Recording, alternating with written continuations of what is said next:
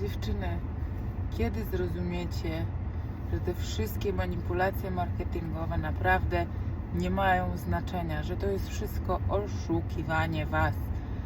Naprawdę, zacznijcie mądrze podchodzić do swojej pielęgnacji. Zacznijcie dbać o to, aby Wasza skóra była po prostu zaopiekowana, nawilżona, natłuszczona, a ona wtedy podziękuje Wam pięknym wyglądem.